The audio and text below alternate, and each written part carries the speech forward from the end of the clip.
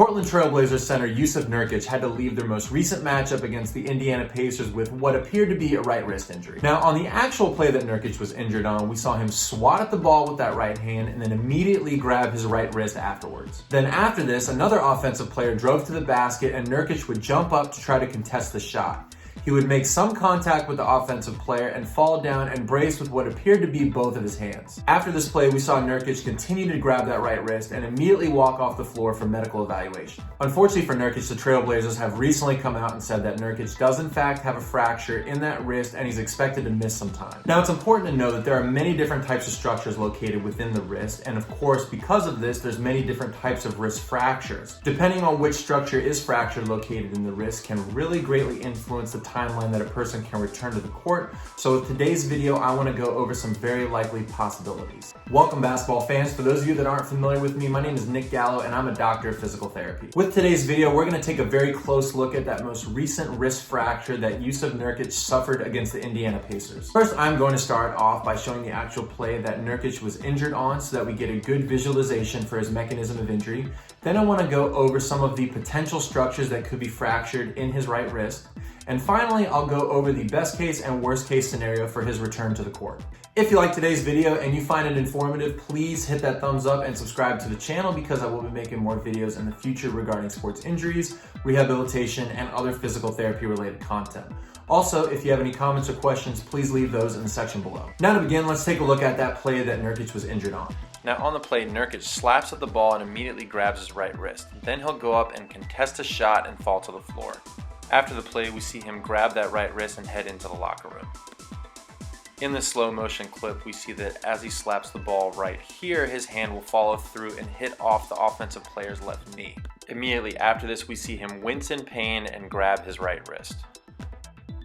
Now, it's important to note that the wrist is comprised of 8 carpal bones, and those are located right here. What they're going to do is they're going to join the 2 long bones of the forearm, the radius and the ulna. Now, it's easy to remember which bone goes where because the radius is always on the thumb side of the hand. So this is the radius right here. And the ulna is always on the pinky side of the hand right here.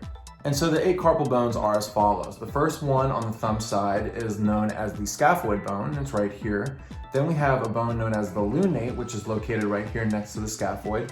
Then we have the triquetrum bone and we have the pisiform. And so that forms that proximal row of the carpal bones. Then moving on up, or more distally, we go to the first one, which is the trapezium. It's the next one up directly below the thumb. Then we have the trapezoid right next to that. After that, we have the capitate bone, and finally, we have the hamate bone. Then, of course, there are a number of tendons and ligaments that either cross the wrist or are located within the wrist, but for the sake of this injury, I'm not going to go into those because as of this time, it hasn't been released that any of those have been affected. Now that we know the relevant anatomy in the area, we can make a couple educated guesses as to what structure is fractured in Nurkic's wrist. Now, we saw that as soon as Nurkic got injured, we saw him grab the wrist, but he also seemed to grab more so on the thumb side of the wrist. And so it's really important to note here that the most common type of wrist fracture that we see and that I've seen in practice personally is something known as a distal radius fracture.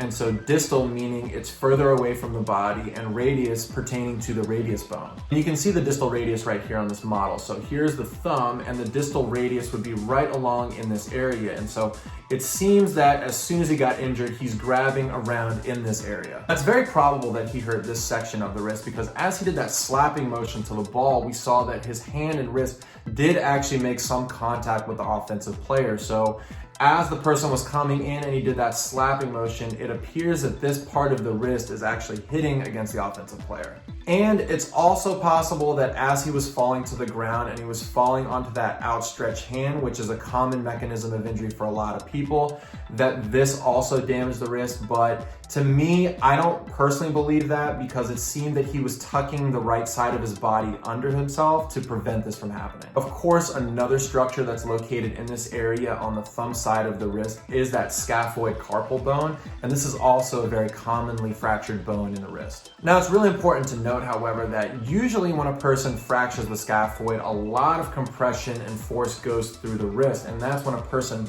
is going to fall and they're going to brace their entire body weight through that hand. So they're going to be reaching out and putting a lot of compression in that scaphoid area. So In this case, I think a scaphoid fracture is more unlikely than a distal radius fracture, but we'll have to wait and see until the specifics come out. Now, for a distal radius fracture, it's important to note that for this type of an injury, typically the bone is going to take about 4 to 6 weeks to heal. Full recovery will of course take longer because the person will need to go through therapy to gain full strength and full range of motion.